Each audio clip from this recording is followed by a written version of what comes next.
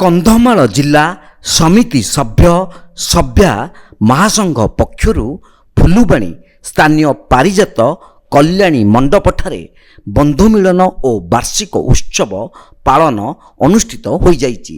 ସଂଘର ଜିଲ୍ଲା ସଭାପତି ବୈଦ୍ୟନାଥ ବେହେରାଙ୍କ ସଭାପତିତ୍ୱରେ ଆୟୋଜିତ କାର୍ଯ୍ୟକ୍ରମରେ ବରିଷ୍ଠ ସାମ୍ବାଦିକ ସମ୍ବାଦର ଜିଲ୍ଲା ପ୍ରତିନିଧି ରଞ୍ଜନ କୁମାର ପ୍ରଧାନ ମୁଖ୍ୟ ଅତିଥି ଭାବେ ଯୋଗ ଦେଇଥିବା ବେଳେ ସମ୍ମାନିତ ଅତିଥି ଭାବେ ପ୍ରମେୟର ଜିଲ୍ଲା ପ୍ରତିନିଧି ବ୍ରଜବିହାରୀ ନନ୍ଦ, ଧରିତ୍ରୀର ଜିଲ୍ଲା ପ୍ରତିନିଧି ରାକେଶ ରାଉତ ଓ ସମାଜର ଜିଲ୍ଲା ପ୍ରତିନିଧି ଅଶୋକ କୁମାର ମହାନ୍ତି ପ୍ରମୁଖ ଯୋଗଦେଇ ପ୍ରଭୁ ଜଗନ୍ନାଥଙ୍କ ନିକଟରେ ପ୍ରଦୀପ ପ୍ରଜ୍ୱଳନ କରି କାର୍ଯ୍ୟକ୍ରମକୁ ଉଦ୍ଘାଟନ କରିଥିଲେ।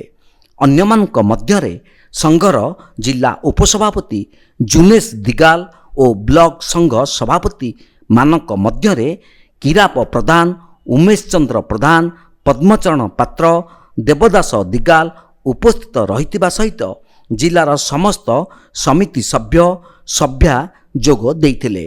ସଂଗଠନକୁ ସୁଦୃଢ଼ କରିବା ଓ ନିର୍ବାଚନ ପରେ ସରକାରଙ୍କ ନିକଟରେ ବିଭିନ୍ନ ଦାବି ନେଇ ଆନ୍ଦୋଳନକୁ ଓହ୍ଲାଇବା, ପ୍ରତି ବ୍ଲକରେ ବ୍ଲକ ସଂଘ ପକ୍ଷରୁ ବୈଠକ କରିବା ବିଷୟବସ୍ତୁ ଉପରେ ଆଲୋଚନା କରାଯାଇଥିଲା। ଏହି ଅବସରରେ ଆମେ ସରକାରଙ୍କ ପାଖରେ 12 ଦଫା ଦାବି ପତ୍ର ଉପସ୍ଥାପନା କରିଥିଲୁ। କିଛି ଦାବି ଆମର ସରକାର ପୂରଣ କରିଛନ୍ତି। ଆଉ ସବୁ ଯେଉଁ ଦାବି ଗୁଡ଼ାକ ରହିଛି ତାକୁ ବର୍ତ୍ତମାନ ତ କୋଡ଼ ଅଫ୍ କଣ୍ଡକ୍ଟ ଲାଗିଛି ନିର୍ବାଚନ ପାଇଁ।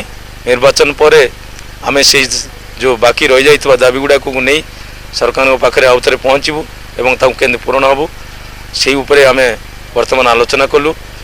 ଏବଂ ଆଉ 2ଟି ଦାବିକୁ ଆମେ এই দাবিরে সরকারଙ୍କ পাখে যোড়ুছু যে সেইগুড়া হল বর্তমান যে সরকার আমার যে দাবিକୁ শুনি ଆମ ଭତ୍ତାକୁ ପୂରଣ କରିଛନ୍ତି। ଭତ୍ତା ଯେଉଁ 9,500 କରିଛନ୍ତି ତାକୁ କେମିତି ପ୍ରତ୍ୟେକ ମାସରେ ଆମର ଆକାଉଣ୍ଟକୁ ଦେବେ ସେଟାକୁ ପାଇଁ ଆମେ ସରକାରଙ୍କ ପାଖେ ନିବେଦନ କରୁଛୁ।